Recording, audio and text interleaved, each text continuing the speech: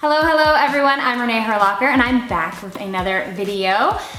This is video number 4 in our 5-part series, and by our I mean Elle over at the Lindquist. She's a good friend of mine who has a toddler and is expecting as well. So we teamed up to bring you a 5-part video series about getting ready for baby.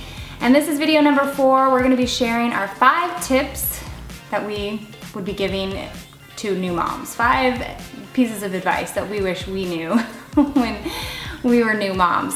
So yeah, check out Elle's channel after this video because she'll have a ton of information over there. And just let us know what you guys think new moms should know as well in the comments below. I'll have her channel linked, as well as, you know, if you've missed any of the videos in this series, there will be a playlist linked as well. So videos 1, 2, and 3 are already up, so make sure you go and watch those. But in the meantime, let's dive in, and here are my 5 tips for new moms. Tip number 1, don't compare yourself to other moms. Now, this is very general and very broad and pretty obvious, but don't compare yourself or what you have or don't have with other moms. That being said, do your research when it comes to breastfeeding, when it comes to co-sleeping, when it comes to strollers, car seats, nose mucus sucker outers, thermometers, whatever it is, there's a resource online, and there's a rating scale, and there's reviews, and Amazon is a great place for this as far as products go. Talk to other moms and find out, you know, what they've done, but also go into it having a strong conviction as far as how you want to parent. Therefore, you're not swayed, or you don't get anxious or feel like you're less than, or you're not doing as much as that other mom.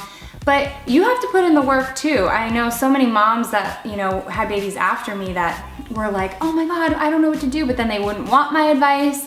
But then they didn't do the research and they were really nervous about what stroller they were buying because it was a huge investment.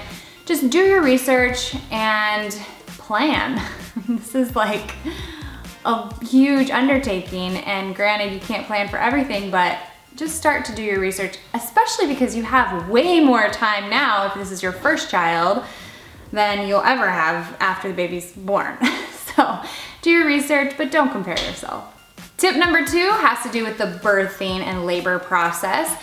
If your water breaks, which is only about 10 to 15% of all women, their water will break before they start feeling contractions. If this is one of you, I was one of them.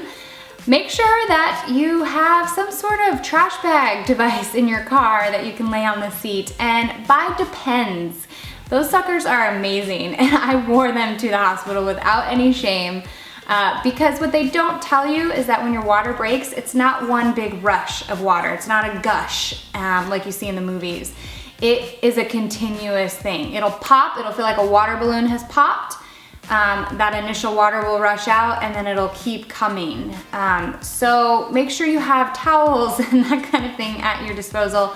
But wear those Depends. I'm not even joking. Like, go to CVS, grab a pack, and wear them under your outfit to the hospital because they're amazing. And once your water breaks, take your time. I think everybody has this like, my water broke, the baby's coming, you know, I'm gonna have the baby in the car. Oh my gosh, so they freak out. Well, in hindsight, I should have just taken more time. So the adrenaline definitely kicks in and you're like anxious and you're like, get there, get there. Well, I would have eaten, I would have taken a shower, I'd have fully gotten however ready I wanted to. I would have made sure I packed more. I would have started to feel more contractions before I went to the hospital, because by the time I got there, I was only dilated to a 1 and I hadn't really felt a contraction yet. And once your water breaks and you go to the hospital, you can't leave. They won't let you leave. And then they have this like 24-hour clock in their heads of getting the baby out.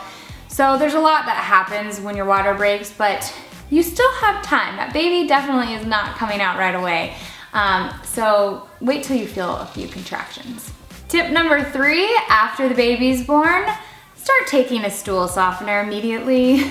The doctor will probably prescribe this to you, but yeah, have some at home for when you go home after the hospital, because there's a lot that's happening down there and you don't want that first number dose to be painful or do anything and do any more damage than is necessary.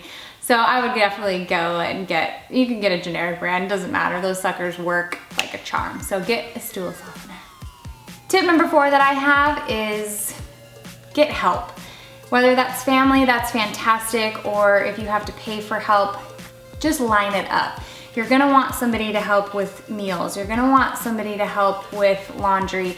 This is during the day stuff, and you're gonna be taking little naps with baby, bonding with baby, learning to breastfeed together, hopefully like getting sleep cycle stuff down.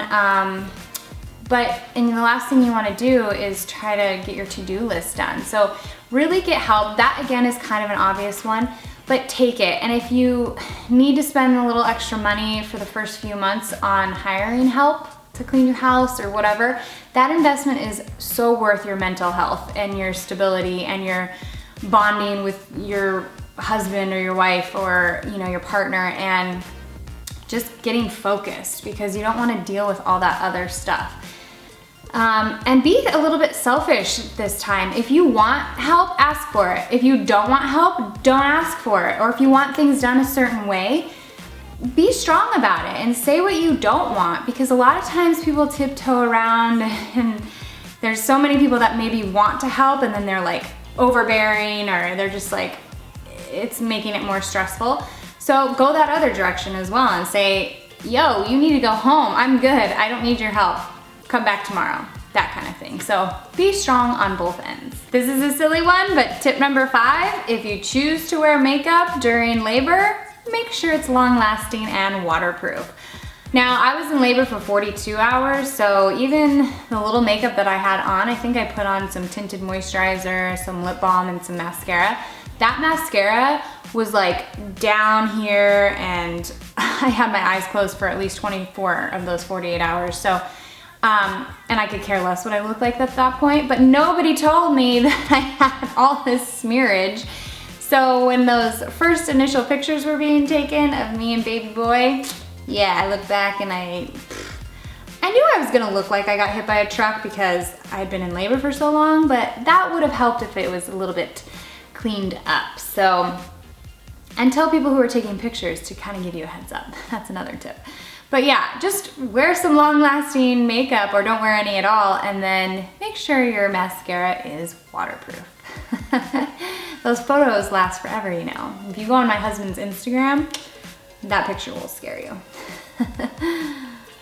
All right, those are my 5 tips, some specific, some general. I hope they help you out. And if you have any tips for Elle and I for being second-time moms, go ahead and leave those in our comments below our videos, and we will see you guys in video number 5 next week. Take care, bye.